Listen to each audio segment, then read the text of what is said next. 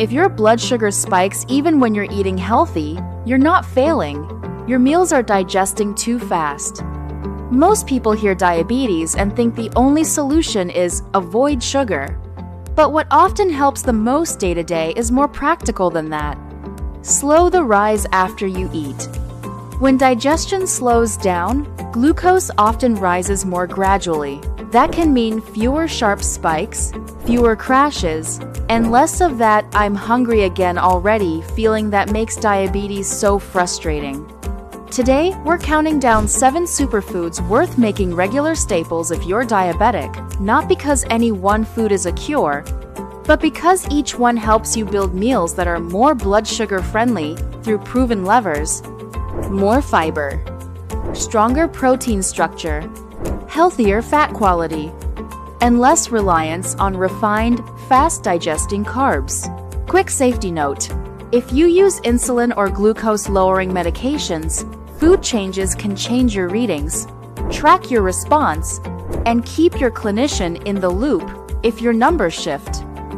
We're starting at number 7 and counting down to number 1. And the last one surprises a lot of diabetics.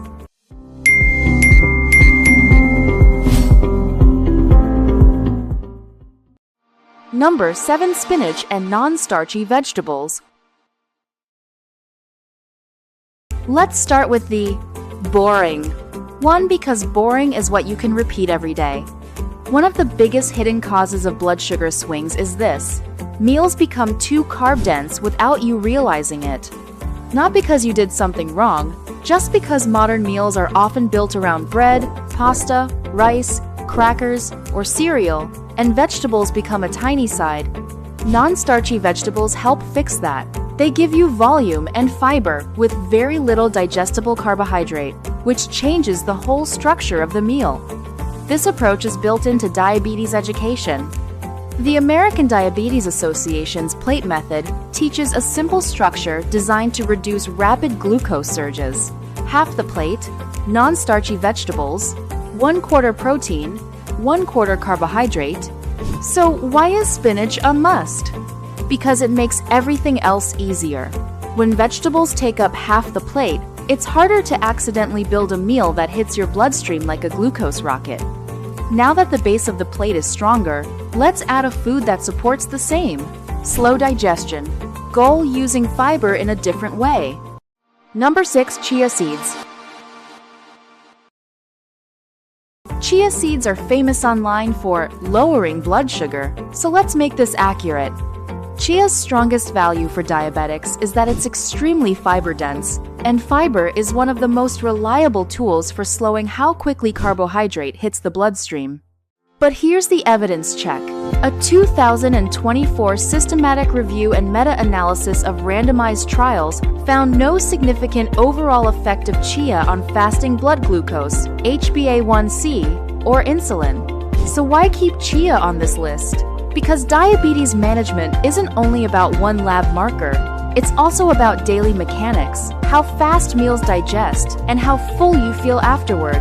Chia helps many people push meals toward a higher fiber pattern, which can support steadier eating. Chia isn't a magic supplement.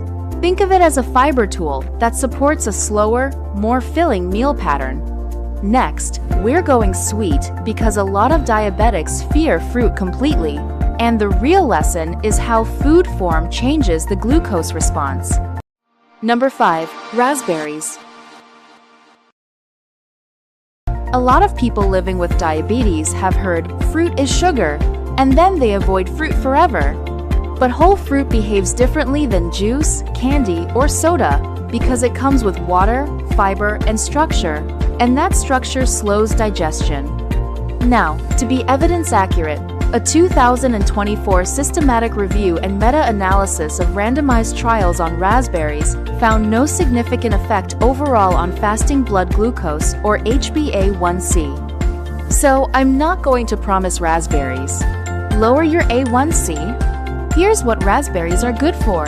They're a smarter sweet choice that can help you satisfy cravings in a form that's typically easier to manage than refined sweets or liquid sugar.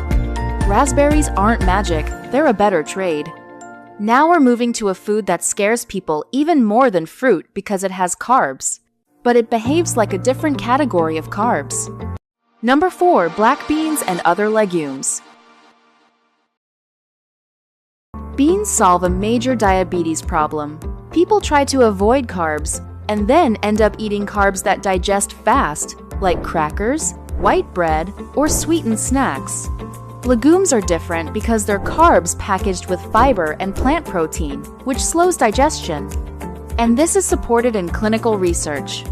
In a randomized controlled trial in people with type 2 diabetes, emphasizing legumes as part of a low glycemic index eating pattern improved glycemic control over 3 months. So why are black beans a must? Because if you want steadier blood sugar, you need quality carbs that don't behave like refined grains, and legumes are one of the best studied options. Now we've got vegetables, fiber, fruit structure, and quality carbs. But many spikes still happen because meals are missing a key anchor. Number 3. Shrimp.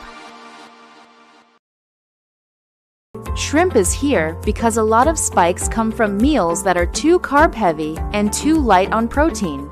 Protein supports satiety and can help blunt the post-meal rise when it's part of the meal. Diabetes guidance consistently emphasizes protein as a key part of balanced meals. Controlled research also shows that protein strategies can improve post-meal glycemia in people with type 2 diabetes in experimental settings. Shrimp isn't a medication, it's a high-protein, very low-carb option that makes it easier to avoid the carbs-alone pattern that hits fast. Next is a food that helps with one of the biggest struggles in diabetes management, staying full so you don't rebound snack. Number 2. Avocado. Avocado helps with 2 pain points: meals digesting too fast, getting hungry again too soon. It's rich in unsaturated fats and fiber, which can slow digestion and improve fullness. Now, the science wording matters here.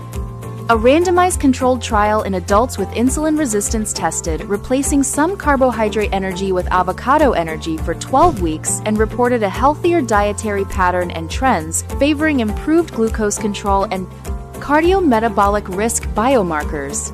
So, why is avocado a must staple for many diabetics? Because it supports satiety and heart-healthier eating patterns, 2 things that matter long-term in diabetes. And now number 1. The surprise. Many diabetics avoid this completely, but the right version is one of the best studied slow-carb tools. Number 1. Oat bran. The surprise. A lot of diabetics hear oats and assume carbs spike avoid.